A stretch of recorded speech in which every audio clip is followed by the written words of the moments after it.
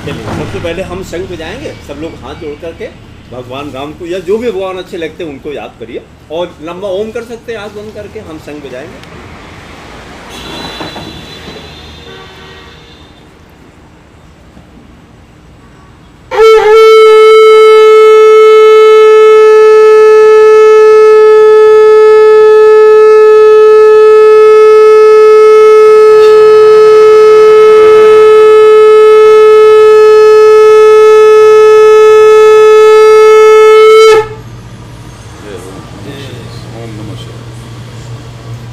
आप सभी को योगी संजय पांडे का सादर प्रणाम। ये हम लोग सरोज सर कहाँ पर बैठे हैं इस समय? हाँ, उधर उधर देख के बोलिए सर। हैं राष्ट्रीय राजमार्ग का नाम बताइए। प्रयागराज से राजापुर वाले मार्ग, राष्ट्रीय मार्ग पर बैठे। हाँ, प्रयागराज से हम लोग चित्रकूट, हाँ हम लोग चित्रकूट जा रहे हैं और रास्ते में ये ढाबा है। तो ये हुआ कि थोड़ा सा गुरुजी साथ में तो उसका फ़ायदा उठाया जाए। तो और हम लोग के साथ में देखिए, ये सरोज सर की बिटिया है, सरी नाम है, and she is in class 9th only, और अभी इनको स्कूल का कैप्टन बनाया गया। तो एक बार हम लोग क्लैप कर सकते हैं सरी के लिए? सर क्लैप करिए तब तो। हाँ बहुत अच्छा, वेरी गुड। क्योंकि सर जनरली क्या होता है, 9th के बच्चे को तो ये रिस्पॉन्सिबिलिटी नहीं मिलती, नॉर्मली क्लास 12 के बच्चे को दिया जाता है। तो ये क्लैप डिजर्व करते हैं, है ना। और फिर सर ये आपसे रिक्वेस्ट करना चाहेंगे कि गुरु जी से कुछ क्वेश्चन करिए रामचरितमानस के बारे में, या थोड़ा सा पहले अपना इंट्रोडक्शन दीजिए, कुछ अपने बारे में बताइए। हाँ तो और तेज बोलिए। Myself Shari, I am student of class 9th here. Okay. And Which school? I study in school Kendriya Vidyalaya Rukyan Sangathan, which is in Prayagraj. And currently I am on the way to Chitrakoot. I have many questions about my surrounding, about the universe and about the world. And what I am going to do is to ask it to the Guruji. ठीक है। But today you have to ask the question only about Ramcharitmanas. हाँ, Ramcharitmanas। तो just start, sir से request करिए। So गुरुजी, रामचरितमानस में क्या है? और जैसे हम लोग अभी इस एज में है, टीनेजर्स में है, तो इसमें हमें रामचरितमानस पढ़नी चाहिए कि हमारे सिलेबस में ज़्यादा ध्यान देना चाहिए? सिलेबस और रामचरितमानस, ये रामचरितमानस की विशेषता है, दृश्य जगत और जो हमारा साइंस विज्ञान है इसको और आध्यात्मिक रहस्यों को ये एक कथा बताता है। ये सब एक हैं। अब जैसे आप पेड़ की शिखा की बात कीजिए, पेड़ के फल फूल की बात कीजिए, तने पत्ते की बात कीजिए, ये सब जुड़े हैं पेड़ की जड़ से। सारा नरिशमेंट पेड़ की जड़ से हो रहा है। उसी तरह से हमारे अध्यात्म से, ईश्वरीय शक्ति से ये सारा जगत जो प्रकट दिखाई पड़ रहा है, ये सब एक वृक्ष के जड़ की तरह, जड़ से लेकर के शिखा तक एक ही है। सब विभिन्न उसके आयाम दिखाई पड़ते हैं, लेकिन इनमें ऐक्यता है। There is no difference. अब रामचरितमानस इसलिए पढ़ना चाहिए, जैसे फोड़ा है, फोड़े का इलाज इसलिए करना चाहिए कि वो अंदर से उसका घाव भरे। अगर आप फोड़े के बाहर मलहम पट्टी करते रहेंगे और उसका अंतस गड़बड़ रहेगा, फोड़े का जड़, तो फोड़ा कभी ठीक नहीं होगा। तो फोड़े के को ठीक करने के लिए बाहरी चाहे जो भी लेप करें आप, उसको अंदर से उसकी सफाई होनी चाहिए, अंदर से घाव भरने की प्रक्रिया शुरू होनी चाहिए। तो धीरे धीरे फोड़ा सूख जाएगा, अपने आप सूख जाएगा। हमारा रामचरितमानस अंतस ठीक करता है। अगर हम बहिरंगता में जो जितने भी ऊंचाई हासिल कर लें, वृक्ष चाहे जितना हरा भरा हो, चाहे जितना अच्छा फल देने वाला वृक्ष हो,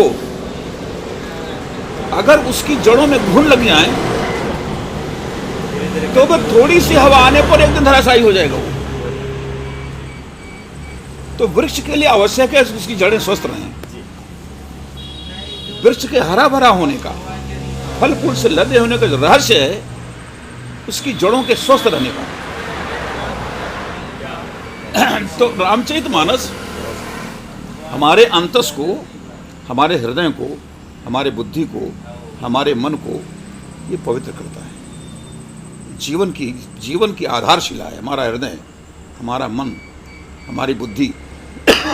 अगर ये शुद्ध नहीं है तो जीवन का वृक्ष कितनी ऊंचाई पर चला जाए, उसमें घुन लगे हुए हैं, वो कभी भी धराशायी हो जाएगा, उसकी कोई गारंटी नहीं है।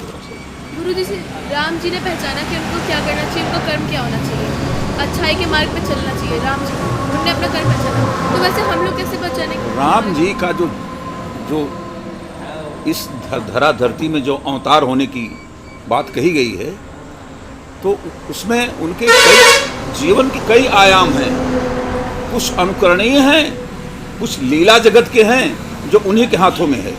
उनके लीला जगत का अनुकरण हम लोग नहीं कर सकते, लेकिन जो चरित्र का उनका आयाम है वो हम लोगों के अनुकरणीय है, और बिना उसको फॉलो किए हम लोग कभी सुखी और शांति नहीं हो सकते। और वह सिर्फ उनके लिए है, चरित्र सरकार का अवतार और जो लीला जगत में उनकी क्रिया प्रक्रिया है, वो सिर्फ उनके लिए है जो श्रद्धावान हैं, जो भगवत प्रेमी हैं, जिनका संतों में अनुराग है, जो अच्छे लोगों से मिलने के प्रेमी हैं, जिनका हृदय मन बुद्धि शुद्ध से शुद्ध अवस्था में पहुंच गया है, उन्हीं के लिए राम का चरित्र अनुकरणीय है। और बाकी लोगों के लिए उनका विषय ही नहीं है।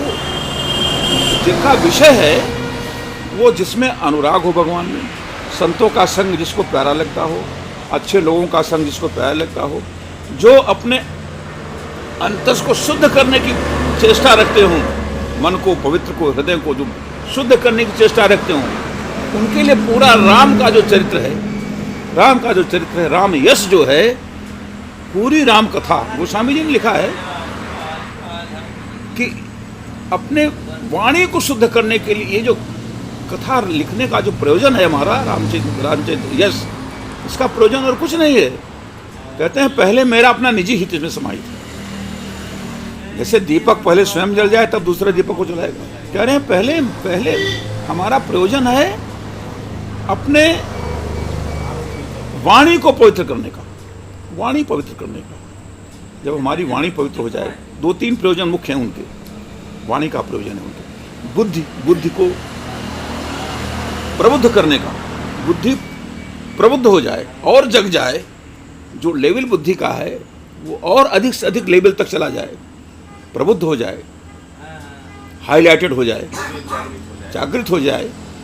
और तीसरा ये है कि स्वांतः सुखाय माने कि हमारे अंदर जो हमारा मूल तत्व है, जिस पर पूरा जीवन टिका हुआ है, जिसको आत्मा कहते हैं, वो आनंद से भरा हुआ समुद्र है। उसकी छलक को हम समझ नहीं पा रहे हैं। आनंद का जो समुद्र हिलोरे ले रहा है, आत्म तत्व के रूप में हमारे अंदर जो समुद्र की तरह आनंद के लहर में हिलोरा ले रहा है, उसकी छलक का हम अनुभव नहीं कर पा रहे हैं।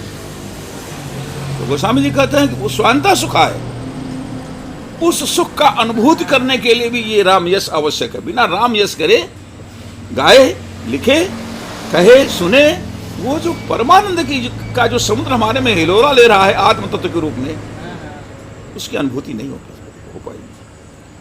इसलिए उन्होंने राम यश का वर्णन किया कि राम यश गाने से वाणी तभी पवित्र होती है जब हृदय पवित्र रहता है। मोरे आगे कहते हैं जब मोरे मन प्रबोध जही हुई, जिससे मेरे मन में प्रबोध हो।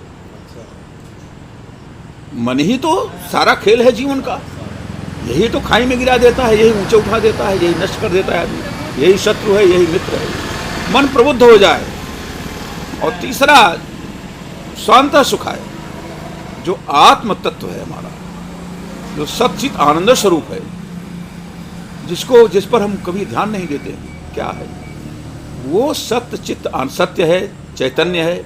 बाकी तो सब जड़ है, वही सत्य है, वही चैतन्य है, उसी से तो हम बोल रहे हैं, देख रहे हैं, वही चीज सत्ता है और आनंद स्वरूप है। आनंद का समुद्र है, वो आत्म तत्व, वो उसकी छलकें हमें आभासित हों, हमारे अनुभव में आए, हमको ये बोध हो जाए कि हमारे अंदर जो आत्म तत्व है वो सच्चित आनंद स्वरूप है। वहाँ हमारी जो है जड़ है, वहाँ से मैं जागृत हूँ। हमारी जो एग्जिस्टेंस है उसका जो मूल कारण आत्म तत्व है, आनंद का समुद्र है। और हम दुखी भिन्न बने घूम रहे हैं। जैसे मृग है, वो उसके मृग मरीचिका है, वो जो मृग है उसके उसमें नाभि में कस्तूरी रहती है, लेकिन अब वो कस्तूरी की जो सुगंध आती है उसके लिए बाहर बात दौड़ता है, ये सुगंध कहाँ से आ रही है, सुगंध कहाँ से आ रही है, सुगंध कहाँ से आ रही है। हम तो आनंद स्वरूप स्वयं है, उसकी झलक का अनुभव नहीं कर पा रहे। उसकी झलक पाने के लिए गोस्वामी जी ने 3 दिन, हृदय शुद्धि, हृदय शुद्ध होगा तो वाणी शुद्ध होगी, हृदय में जो बातें रहेंगी वो वाणी में ही जाएंगी। हृदय का जो स्वरूप हमारा है वो वाणी से प्रकट हो जाता है। क्रोध है, लोभ है, मोह है, मद है, राग है, द्वेष है, ईर्ष्या है, मद है, मत्सर अगर हृदय में है, सब वाणी से प्रकट हो जाएगा, आप छिपा नहीं सकते उसको। तो वाणी शुद्ध करने का मतलब हृदय शुद्ध करने का, मन को प्रबुद्ध करने का, और आनंद का जो हिलोरा अंदर है उस हिलोरे का हमको भनक लग जाए, अनुभव होने लगे, मैं तो आनंद स्वरूप, मुझे दुख कष्ट कैसा। तो उस अवस्था को पाने के लिए, अंतःशुद्धि के लिए, अंतःकरण को शुद्ध करने के लिए गोस्वामी जी ने कहा केवल राम यश, राम की कथा, राम की जीवन लीला, नाम रूप लीला धाम, इसका जब वर्णन करेंगे तो ये तीनों प्रयोजन उनके सिद्ध हो जाएंगे। मन प्रबुद्ध हो जाएगा, हृदय शुद्ध हो जाएगा, समुद्र के हिलोरे का पता चल जाएगा कि वो हिलोरे ले रहा है। यही 3 प्रयोजन से गोस्वामी जी रामचरितमानस की रचना की है। और इसको पाए बिना जीवन कभी सुखी नहीं हो सकता। चाहे आप अमेरिका चले जाएं, चाहे आप पूरे राष्ट्र के आप चक्रवर्ती सम्राट बना दिया जाए, चक्रवर्ती सम्राट बना दिया जाए, आपका अंतर सुखी नहीं होगा तो आप कभी सुखी नहीं हो सकते। लेकिन अभी आनंद से चाय पीने में आता है। हाँ। तो आप पत्ते की बात कर रहे हैं कि भाई ये पत्ते को आप सींच रहे हैं, अच्छा। हम जड़ को सींच रहे हैं। ये प्रयोजन है रामचरितमानस। इसलिए बिना इसके पढ़े, बिना इसको समझे जीवन में कभी सुख शांति नहीं हो सकती। भौतिक उपलब्धि चाहे जितनी ऊंची हो जाए, आपकी आंतरिक उपलब्धि जब तक नहीं प्राप्त होगी, भौतिक सुख से कभी सुखी नहीं हो सकते। बड़े बड़े लोग सुसाइड कर रहे हैं, बड़े बड़े ऑफिसर सुसाइड कर रहे हैं, बड़े बड़े ऑफिसर्स का मुकदमा चल रहा है, बड़े बड़े लोग को नींद नहीं आ रही है, उनको गोली लेनी पड़ रही रात में। क्या है ये सब? अंतस दुखी। भौतिक जगत की जो भी उपलब्धि हो, अंतस दुखी है। जड़ में कीड़े लगे हैं उनके, उस वृक्ष के कीड़ों का सफाया करती है रामायण। अगर वो ये कर रहे होते तो उनको नहीं, कोई सवाल ही नहीं था। संतुलन बना पाते। तो पूरे जीवन का संतुलन हम कहाँ हैं? कौन सी सत्ता है जो हमसे प्रकाशित हो रही है? कौन सी सत्ता है जो देख रही है, बोल रही है, चल रही है? उसका ज्ञान होना कि बिना आप जीवन भर अधूरे अंधकार में। आपका कंसेप्ट लाइफ का कंसेप्ट है कि लाइफ शरीरधारी होने का कंसेप्ट है। शरीरधारी होने का मतलब क्या है? क्यों शरीर मिला है आपको? क्या उद्देश्य है शरीर प्राप्त करने का? IAS बन जाना, PM बन जाना? कारण कि जो रेगुलर रूल्स हैं, जैसे बच्चा जन्म लिया, थोड़ा बड़ा हुआ, शैशवावस्था हुआ, किशोरावस्था हुआ, युवावस्था हुआ, प्रौढ़ावस्था हुआ, वृद्धावस्था हुआ, इस प्रोसेस को कोई रोक सकता है? ये शाश्वत नियम है, इस प्रोसेस को कोई नहीं रोक सकता। कुछ नियम ऐसे हैं जिनको आप रोक नहीं सकते। जैसे बॉडी का जो संचालन होता है, इंटरनली जो संचालन हो रहा है, उसको आप तो होगा ही। सूर्य चांद निकल रहे हैं, डूब रहे हैं, ऋतुएं आ रही हैं, ऋतुएं जा रही हैं, 2 दूनी 4, 2 तिहाई 6, 2 चौक 8, ये जो रूल्स हैं, तो रामायण रूल्स बताता है। रामायण अब जो है ऊपर से लेकर के जड़ तक जाता है, सफाई करना उसका जड़ का काम है। अंतिम सत्य क्या है उसको इंटरप्रेट जो है रामायण में किया गया। सत्य के कई आयाम बताए गए हैं, बाकी थोड़ा बहुत ऊपरी फ्लेक्सिबल है, लेकिन अचल प्रतिष्ठित स्थायी सत्य क्या है वहाँ तक जाकर के रामायण का अंत होता है। वहाँ आप सुखिया हो जाते हैं, वहाँ आप निश्चिंत हो जाते हैं। वहाँ गीता में कहते हैं भगवान की जो मन की जो स्थिर अवस्था है अर्जुन, वो मैं हूँ। जब तक मन स्थिर नहीं होगा तब तक आप सुखी नहीं हो सकते। तो मन को स्थिर तो करता है, परमानेंट फिक्स कर देता है। आप ये हैं, आपकी निश्चित अंडरस्टैंडिंग में परिपक्व हो जाती है।